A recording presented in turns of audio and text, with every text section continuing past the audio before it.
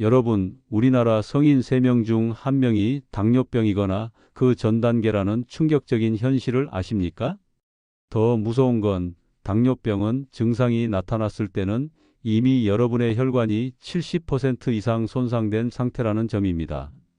하지만 정작 우리는 이 당뇨라는 병을 완전히 오해하고 있었습니다. 제가 오늘 의사로서 지난 50년간 우리 의학계가 믿어왔던 당뇨병에 대한 근본적인 오해를 여러분께 고백해야겠습니다. 이 영상을 끝까지 보지 않으시면 여러분은 지금 이 순간에도 몸을 조용히 무너뜨리는 잘못된 방법으로 당뇨를 키우고 계실 겁니다. 그래서 오늘 제 이야기는 단순한 건강 정보가 아닙니다.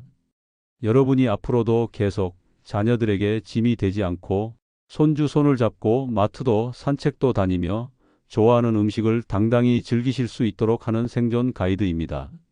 본격적인 시작에 앞서 더 많은 건강 정보를 주기적으로 듣고 싶으시다면 좋아요와 구독 부탁드립니다. 그리고 댓글로 연세만 살짝 남겨주세요. 나이대별로 가장 필요한 건강 정보 꼭 맞춤형으로 준비해서 찾아뵙겠습니다. 50년간 우리는 혈당만 낮추면 당뇨가 해결된다고 믿어왔습니다.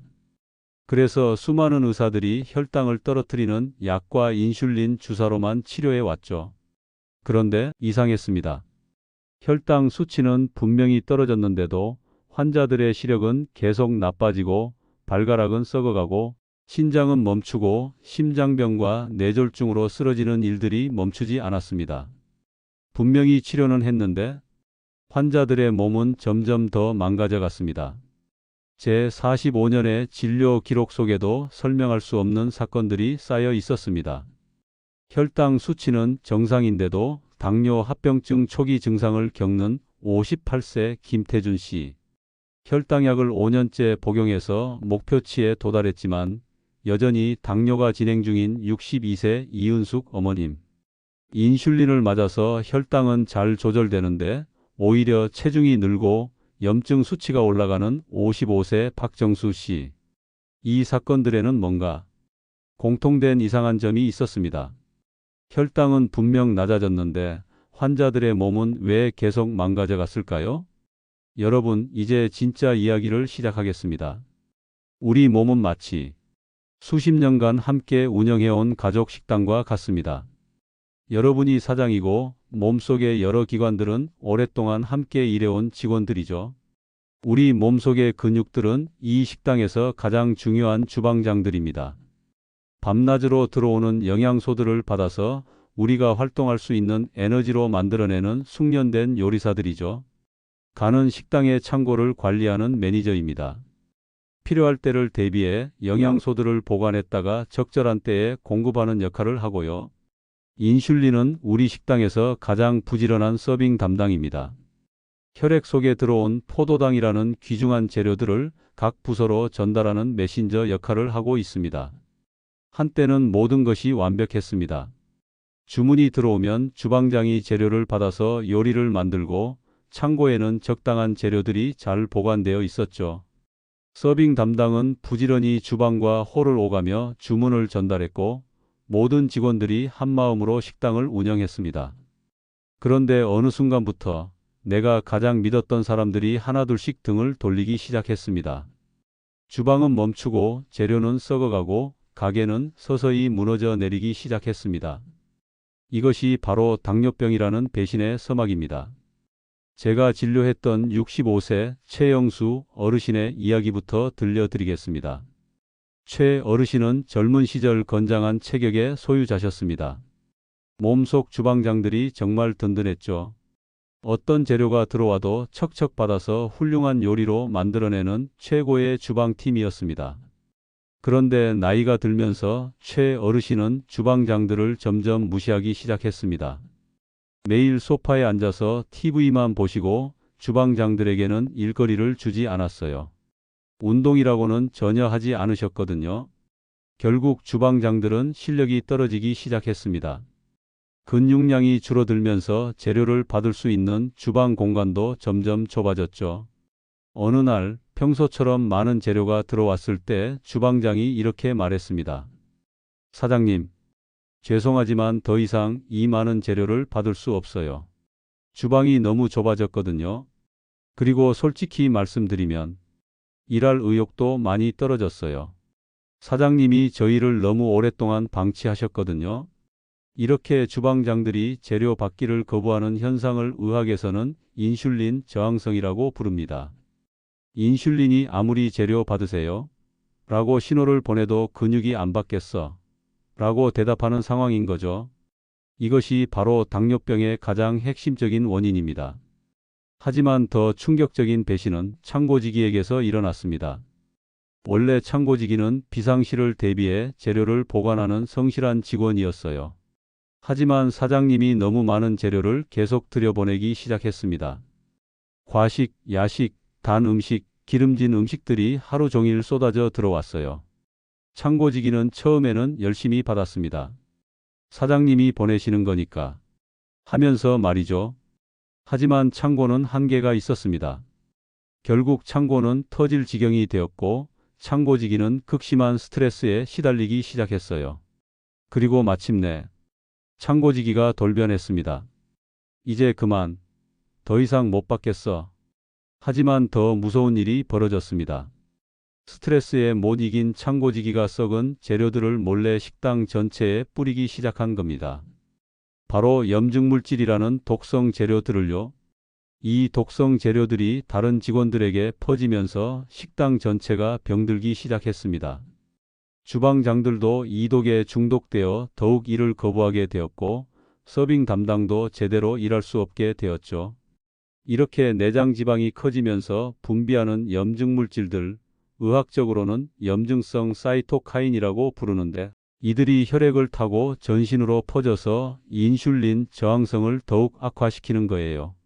이것이 바로 내장 지방의 두 번째 배신이었습니다. 하지만 가장 안타까운 건 서빙 담당 인슐린의 이야기입니다. 인슐린은 정말 성실한 직원이었어요. 매일 아침부터 밤까지 쉬지 않고 재료 주문서를 들고 주방과 창고를 오가며 일했습니다. 주방장님, 포도당 재료 들어왔어요. 받아주세요. 하지만 주방장은 문을 꽁꽁 걸어 잠그고 말했습니다. 안 받아. 우리 주방 꽉 찼어. 그리고 창고에서 나오는 독성 냄새 때문에 일할 수가 없어. 창고지기도 마찬가지였습니다. 창고 터져 나가겠는데 뭘 더 받아. 그냥 네가 알아서 해. 인슐린은 갈 곳을 잃었습니다. 아무리 주문서를 들고 문을 두드려도 아무도 받아주지 않았어요. 결국 재료들은 식당 홀 곳곳에 쌓이기 시작했습니다. 손님들이 다니는 통로에 재료가 널브러져 있는 상황이 된 거죠. 인슐린은 매일 더 많은 주문서를 만들어서 직원들을 설득하려고 했지만 상황은 더욱 나빠질 뿐이었습니다. 마침내 인슐린이 사장님께 하소연했습니다. 사장님, 저 정말 열심히 일하고 있는데 아무도 제 말을 듣지 않아요. 재료들이 홀에 썩어가고 있어요.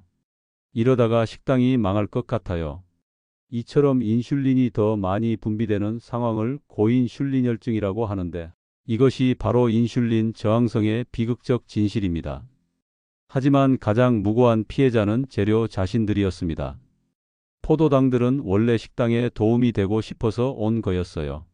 맛있는 요리가 되어서 손님들을 행복하게 해주고 싶었던 거죠. 하지만 갈 곳을 잃고 홀에 방치된 재료들은 점점 썩기 시작했습니다. 그리고 이 썩은 재료들이 식당 전체를 오염시키기 시작한 거예요. 홀의 벽지가 누렇게 변하고 바닥이 썩어 들어가고 급기야 건물 기둥까지 부식되기 시작했습니다. 원래는 식당의 자랑이었던 신선한 재료들이 이제는 식당을 파괴하는 독이 되어버린 겁니다. 이것이 바로 고혈당이 우리 몸에 미치는 손상 과정입니다. 그런데 이 모든 배신과 붕괴에는 명확한 순서가 있었습니다. 마치 도미노가 차례차례 넘어지듯이 우리 식당의 파괴도 단계별로 진행되었어요. 첫 번째 도미노가 넘어지는 순간부터 차근차근 살펴보겠습니다. 주방장들이 이를 거부하면서 가장 먼저 주방이 마비되었습니다. 들어오는 재료를 처리할 수 없게 되자 재료들이 주방 입구에 쌓이기 시작했어요. 원래 우리 몸의 근육은 포도당을 가장 많이 사용하는 곳입니다. 전체 포도당의 70% 이상을 근육에서 처리하거든요. 그런데 이 주요 처리 시설이 문을 닫아버린 거예요. 창고지기가 더 이상 재료를 받지 않으면서 창고 시설도 망가지기 시작했습니다. 기존에 저장되어 있던 재료들까지 썩어서 독성 물질로 변했어요. 이 독성 물질들이 환풍구를 통해 식당 전체로 퍼져나갔습니다. 의학적으로는 내장 지방에서 분비되는 염증성 사이토카인이 혈액을 타고 전신으로 퍼져서 인슐린 저항성을 더욱 악화시키는 것과 같은 상황이죠. 인슐린은 점점 더 많은 주문서를 만들어야 했습니다. 아무도 받아주지 않으니까 더 큰 소리로 더 많은 종이의 주문서를 써서 들고 다녔어요. 하지만 문제는 해결되지 않았습니다. 오히려 너무 많은 주문서가 식당 곳곳에 날려다니면서 다른 업무에도 방해가 되기 시작했어요. 결국 인슐린 담당 직원도 과로로 쓰러졌습니다. 이때부터 진짜 인슐린 부족이 시작되는 거죠. 이 단계가 되면 일형 당뇨병과 비슷한 상황이 됩니다. 재료들이 홀 곳곳에 썩어 있는 상황이 지속되면서 식당 건물 자체가 손상되기 시작했습니다. 화장실 배관이 막히고 급기야 천장에서 물이 새기 시작했습니다. 이것이 바로 당뇨 합병증의 전말입니다. 실명, 족부괴사, 심부전, 심근경색, 뇌졸중. 모든 것이 이 배신의 연쇄 반응에서 시작된 거였어요. 그런데 여기서 가장 중요한 깨달음이 있었습니다. 이 모든 배신의 시작은 사실 사장인 제 잘못이었다는 것입니다. 주방장들이 배신한 것이 아니라 제가 먼저 그들을 배신했던 거예요. 매일 과도한 재료를 들여보내면서도 주방장들의 역량을 키워주지 않았습니다.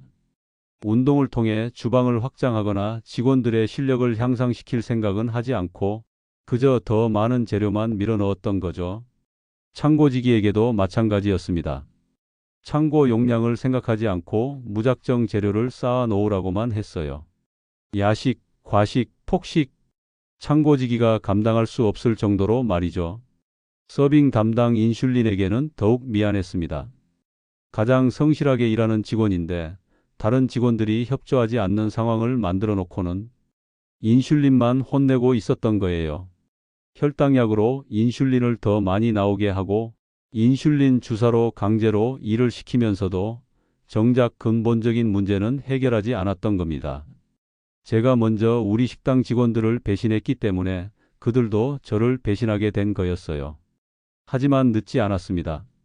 우리 식당을 다시 일으킬 방법이 있어요. 첫 번째로 해야 할 일은 주방장들의 신뢰를 되찾는 것입니다. 주방장들에게 진심으로 사과하고 앞으로는 그들을 제대로 대우하겠다고 약속해야 해요. 일주일에 3번 이상 근력 운동을 하는 것은 마치 주방장들을 위해 주방을 넓혀주는 확장 공사와 같습니다.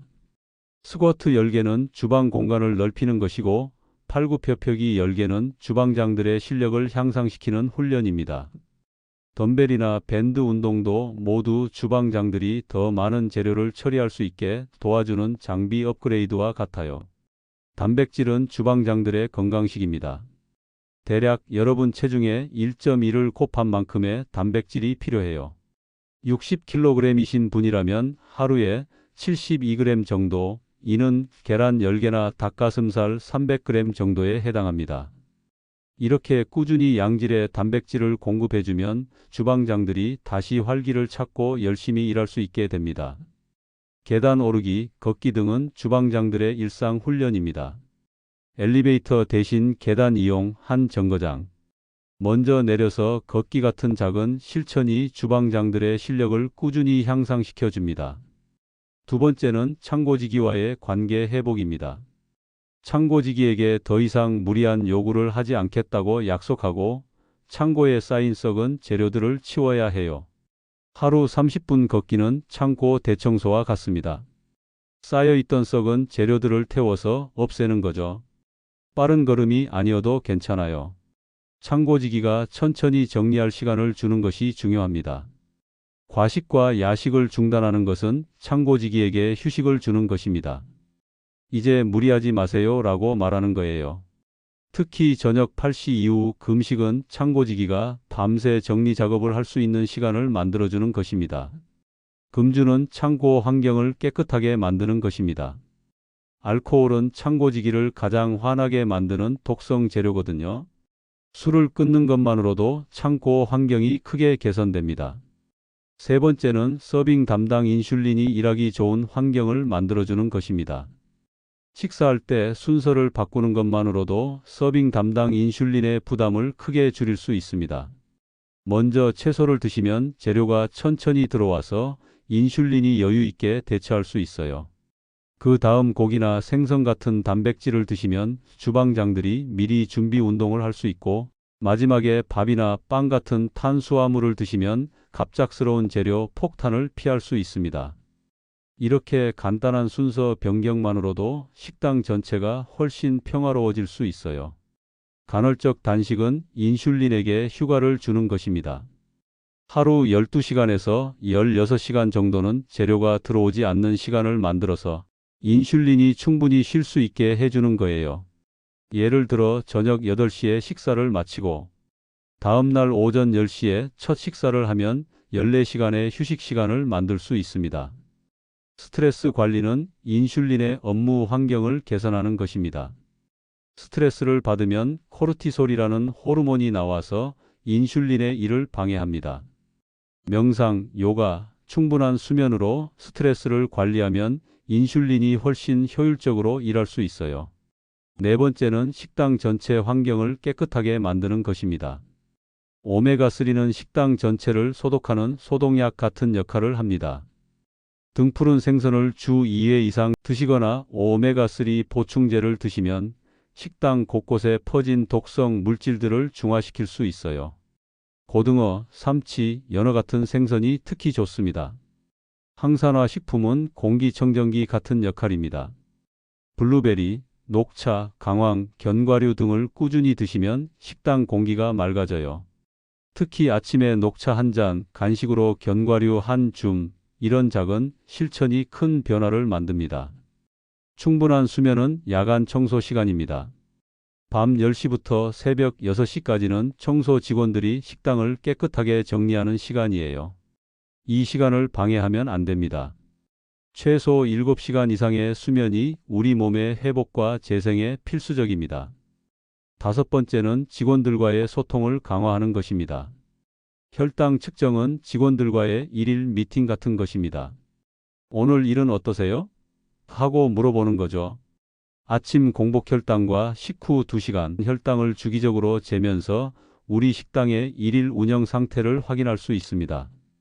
당화 혈색소는 분기별 성과 평가입니다. 지난 3개월 동안 우리 식당이 얼마나 잘 운영되었는지 확인할 수 있어요. 6.5% 미만이 목표이고 7% 이상이면 식당 운영에 심각한 문제가 있다는 신호입니다. 혈액 검사에서 나오는 염증 수치들, 예를 들어 CRP나 ESR 같은 항목들이 높다면 이는 창고지기가 아직도 스트레스를 받고 있다는 신호입니다. 마치 식당 안에서 연기 냄새가 난다면 어딘가에 불이 났다는 뜻인 것처럼 이런 염증 수치가 높으면 우리 몸 어딘가에서 아직도 문제가 해결되지 않았다는 의미예요. 제가 이 방법으로 실제로 식당을 재건한 분들의 이야기를 들려드리겠습니다. 박 어르신은 10년간 당뇨약을 드셨지만 당화 혈색소가 8.5%로 계속 높았습니다. 합병증도 시작되어서 발끝이 저리고 시야가 흐려지기 시작했어요. 박 어르신의 당화 혈색소 8.5%는 지난 3개월 동안 식당 운영이 매우 불안정했다는 의미입니다. 직원들이 거의 파업 상태였던 거죠. 하지만 식당 재건 프로젝트를 시작한 후 6개월 만에 극적인 변화가 일어났습니다. 주 3회 근력 운동으로 주방을 확장하고 매일 30분 걷기로 창고를 정리하고 식사 순서를 바꿔서 서빙 시스템을 개선했어요.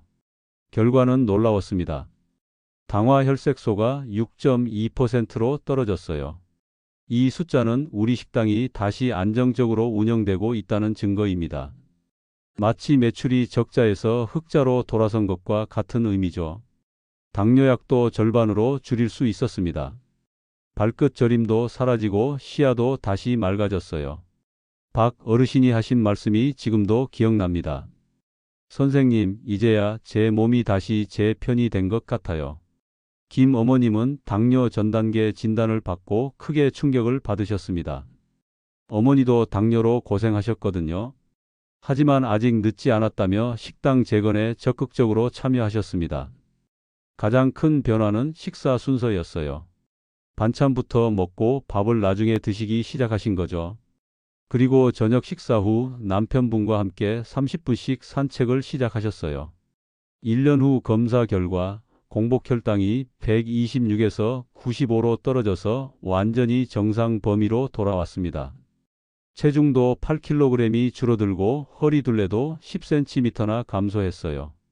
김 어머님은 내 몸의 직원들과 화해한 기분이라고 표현하셨습니다. 여러분, 오늘 정말 중요한 진실을 함께 발견했습니다. 50년간 의학계가 믿어왔던 혈당만 낮추면 된다는 치료법이 틀렸고, 진짜 당뇨병의 원인은 우리 몸이라는 식당에서 벌어진 직원들의 배신이었습니다. 하지만 더 중요한 것은 우리가 먼저 직원들을 배신했다는 깨달음입니다. 이제 우리는 진짜 원인을 알았습니다. 원인을 알았기에 효과적인 해결책도 찾을 수 있게 되었습니다. 오늘의 핵심 해결책 3가지만 기억하세요. 첫째, 주방장 재교육입니다. 일주일에 3번 이상 근력 운동을 해서 우리 몸의 주방장들이 다시 활기를 찾을 수 있도록 도와주세요. 둘째, 창고 정리입니다. 매일 30분 이상 걷기나 유산소 운동으로 창고에 쌓인 썩은 재료들을 깨끗하게 치워주세요. 셋째, 서빙 시스템 개선입니다. 식사할 때 채소부터 먼저 드시고 탄수화물을 마지막에 드시는 순서 변경만으로도 인슐린의 부담을 크게 줄일 수 있습니다. 이 3가지만 제대로 실천해도 우리 식당을 공격하는 배신의 연쇄 반응을 크게 줄일 수 있습니다. 제가 45년간 진료하면서 수많은 분들이 이 방법으로 당뇨를 극복하는 모습을 봤습니다. 여러분도 분명히 할 수 있어요. 이 소중한 내용을 주변 가족과 친구들에게도 꼭 전해주세요. 당뇨로 고생하는 분들에게 식당 재건의 희망을 나눠주시길 바랍니다. 지금까지 여러분의 건강한 100세 식당 경영을 응원하는 내과 의사 박명호이었습니다. 여러분의 식당이 다시 번창하는 그날까지 함께 하겠습니다. 진심으로 감사합니다.